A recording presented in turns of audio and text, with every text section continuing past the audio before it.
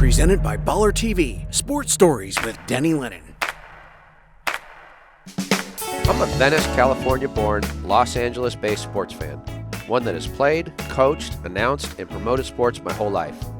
My love affair with sports started in my own backyard and has led me to this podcast. Thanks to the support of the Amateur Athletic Union in East Bay, I'm excited to bring you Sports Stories with Denny Lennon.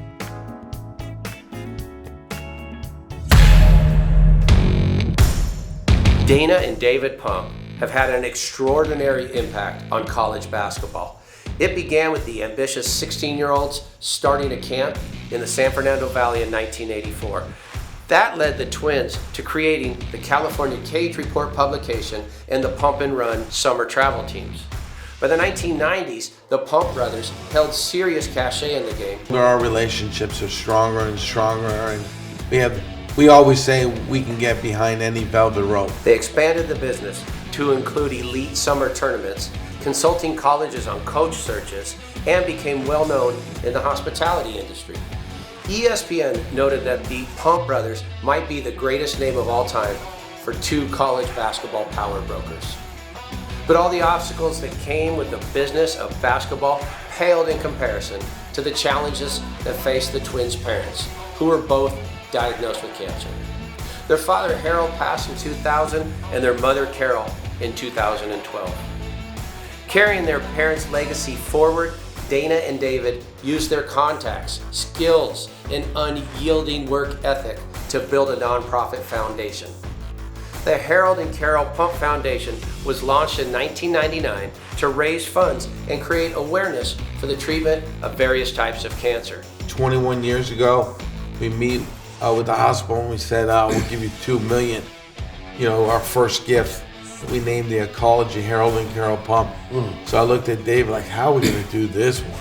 And then a week later, 25 grand from Earthly, we had a relationship. People give to people. As of 2021, the foundation has raised more than $8.5 million, largely through a celebrity dinner with a lineup of sports and entertainment stars, rivaling that of the ESPYs and the Academy Awards. In 1984, the teenage Pump brothers started a basketball camp, a camp that was the beginning of the redefinition of summer basketball. They challenged other Los Angeles camps like those of Magic Johnson and John Wooden. 37 years later, Magic Johnson, the Hall of Fame great and global superstar who led the fight against the devastating AIDS virus, said the Pump brothers are doing an outstanding job helping people. No challenge has proved too big for the Pump brothers. We didn't go to Duke. We didn't, Clear entrepreneurs. Yeah. And we used the word, I don't know if the word's hustle, but we had a great hustle. Anything we are passionate about, we get after it. And we've taken our passion out for our mom and dad's legacy and the stories. And we started a board designated fund. We've got almost $2 million. In 5 years, I want to have $5 million. And that will be the legacy of the foundation. So when we're dead, they'll give half of the interest away and we'll compound it and it'll become a big, well-known foundation. And, it's great to go to the Northridge Hospital and see the Carol Pump Women's Center. That's gotta. Yeah, that's a real legacy. We're in the hospitality business. So as we get older, our relationships are stronger and stronger.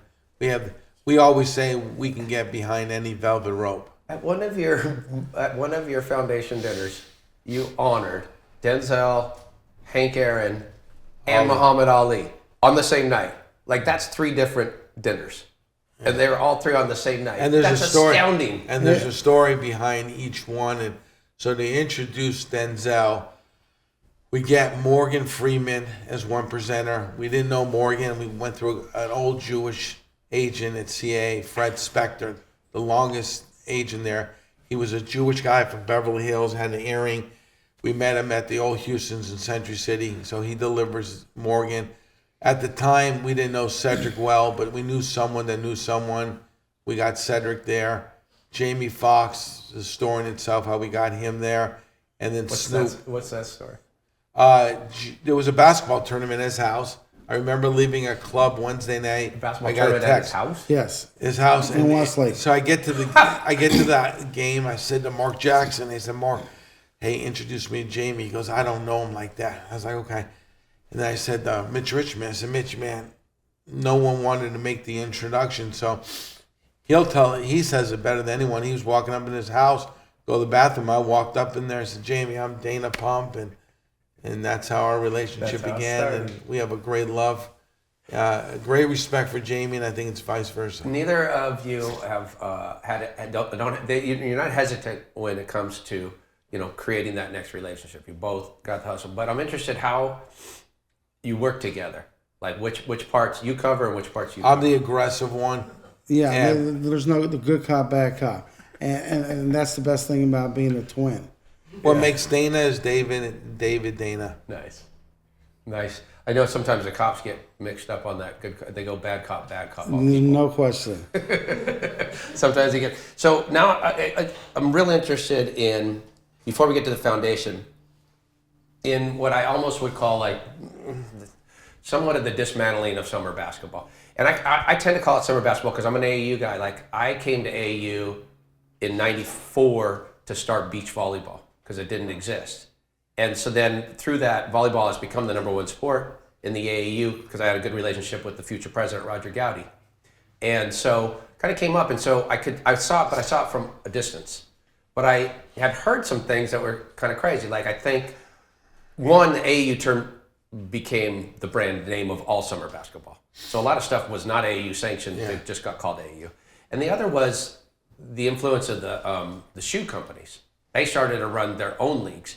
And then you really started to see this player movement that was bizarre. To answer your question, like today in the transfer pool, which is a whole new thing, there's over 600 kids, and it just started.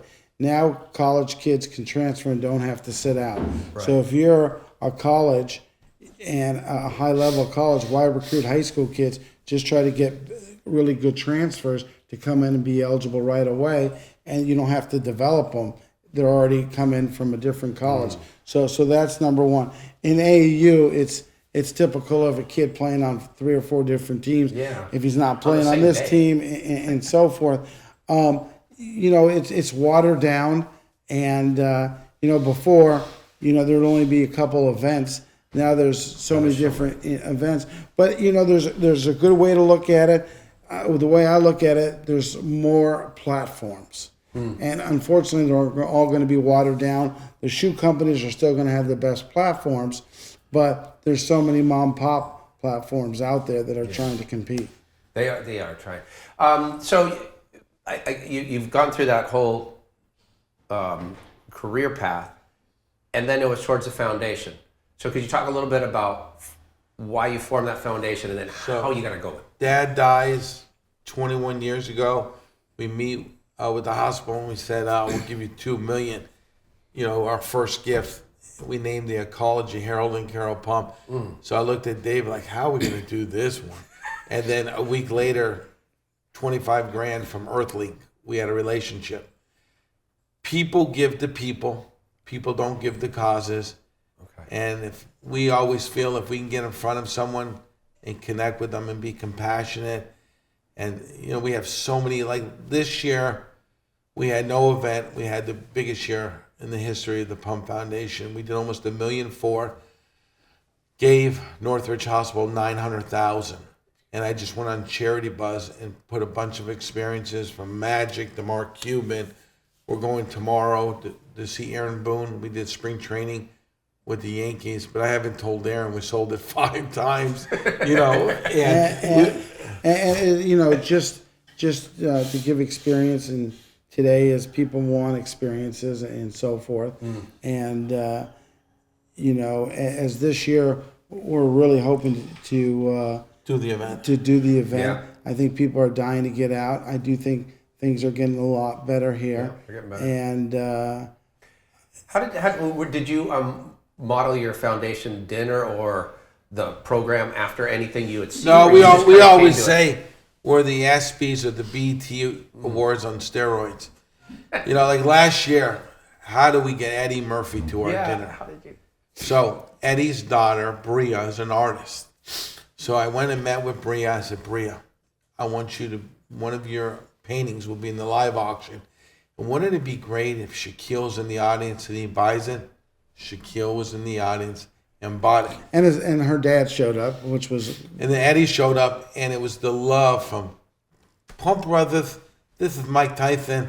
I'm so honored you guys honor me, and David and Dana. They're wonderful human beings, and Mike's been a great friend of ours, and there's everyone paying homage to Eddie. Whether it was Dr. J, who we have a love for, and Eddie Murray, and just we get 50 Hall of Famers, 100 stars from Smokey Robinson. And, Smokey calls me on a block call. Hey, baby. I said, who this? This is Smokey, babe.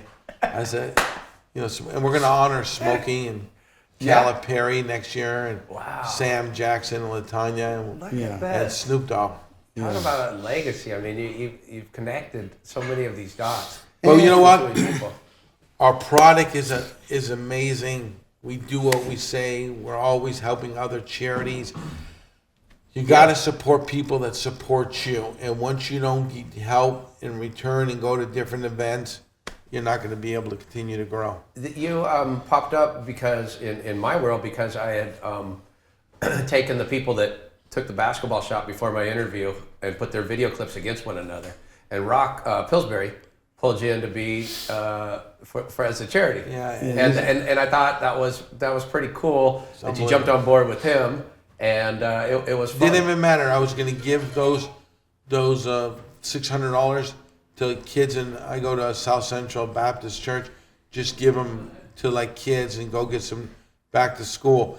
Our friends run Chick-fil-A, and they're a big sponsor of ours, so they just gave me 50 lunches. So at church, I give them to all the little kids.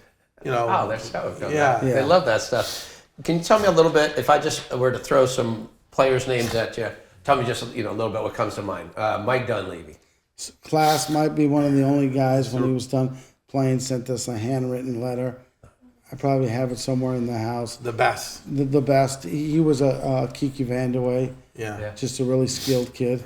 James Harden. Superstar. Just when he was younger, when he played for you? Yeah. MF. What's that? MF. What's that mean?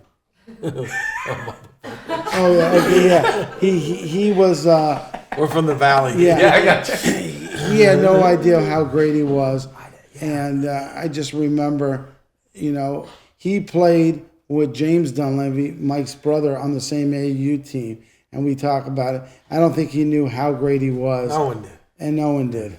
How about Gilbert Arenas? Gilbert Arenas wore track. He was different, and that's what made him such a great player. Had 3 years in the NBA when he was the greatest player. Yeah.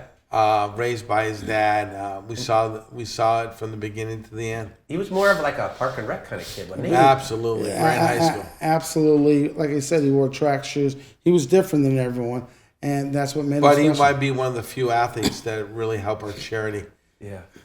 I think he always wore the number 0. Yeah. And it had something to do with 0 scholarships or something. Yeah. Yeah, Agent Zero, and Agent Zero. Yeah. He if he wasn't injured, he'd go down and be a Hall of Famer. He was terrific. How about Paul George? Wow, one of the great stories where we saw him and where he's gone, and went to Fresno. People don't know he committed to Pepperdine, and it's great to see him. And, like you said, James was highly ranked. Paul was not highly ranked. Mm-hmm. So the problem is today, people worry about where they're ranked.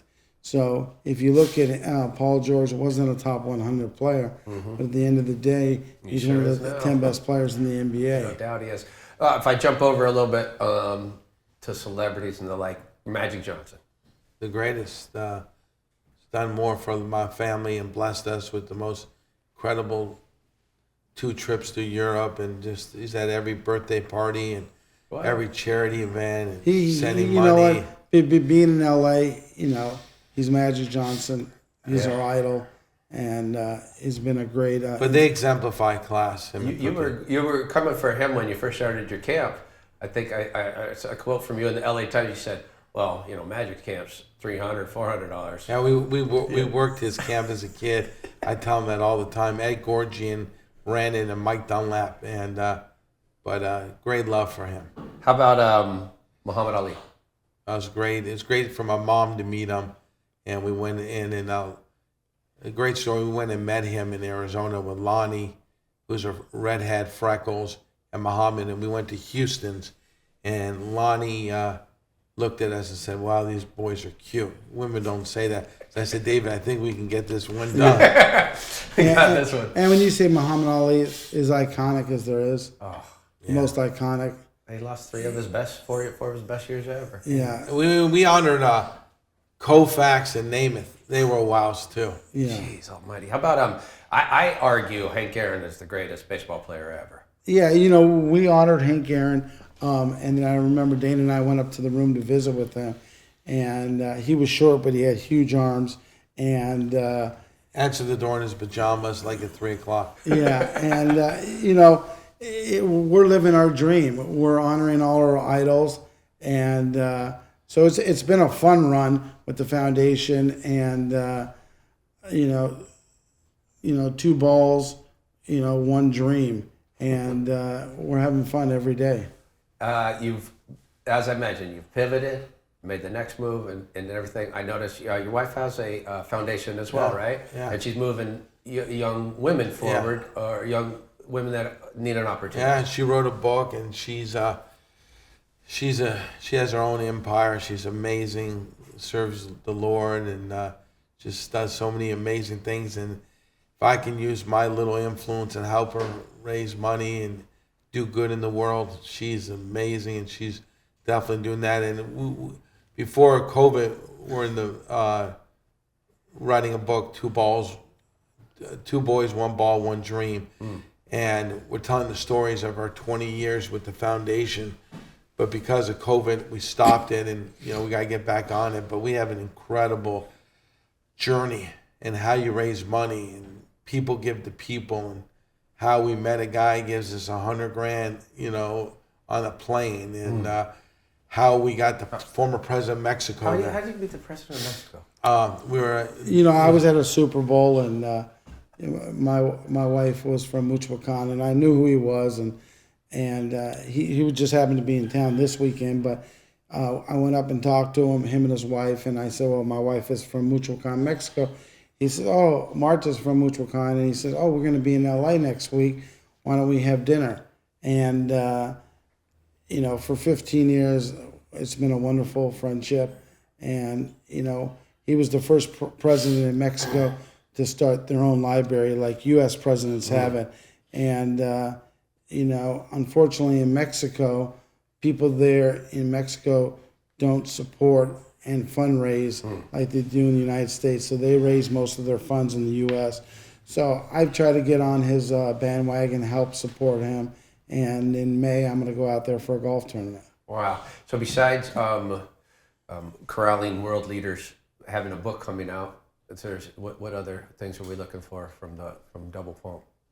You know, having some double pumpers soon. yeah, you know, having children, as you just said, and I just think continue to help people. And you know, Dana and I, before the pandemic, you know, our company, the Pump Group, we were doing some great things, and you know, I do think things are going to get better, and there's going to be so many great opportunities. Next year's Super Bowl is going to be in LA, which we're excited about. That's gonna be great. And you know, just take one day at a time. I've heard you say on, you know, some of the interviews you've done about doing for others, and I just gotta say I really appreciate you guys doing this, and that was kind of you. And I know I think Craig Impleman put in a good word for me. He's a good man, and if an Irish Catholic guy can say it, you guys are minches. You know, and it's much appreciated that you sat down for this. It means a lot. Yeah, no worries. Thank you. Just trying to tell our story. I appreciate you giving us a platform. It's a great story. Yeah. All right. Thank you, guys. Thank you. Hello and welcome to the Alpha Command Unit campus in beautiful downtown Burbank for the SSDL post-show of all shows. They're still making me say that, but I'm Chris M. Alport, and I'm joined by the 2003 Knights of Columbus Free Throw Championship California State runner-up Marley Rice. Oh, right, runner-up. Look, that girl from Modesto hit 24 of 25 free throws. How was I supposed to beat that? We'll make 25 out of 25. I was 12. So? Anyway, we hope you've enjoyed our 3-part docu-series on Dana and David Pump, which has been well received on YouTube and LA36 cable TV. Do I smell a sports Emmy in the air? Maybe. But now it's time for the most popular segment in sports journalism. What did Dan Patrick learn? So, Marlon, you ready for this one? Yep. What did the former Eastern Kentucky University basketball scholarship recipient learn? Well, Chris, he learned that the Pump Brothers Foundation raised a lot of money for cancer research. Yeah, but we already knew that.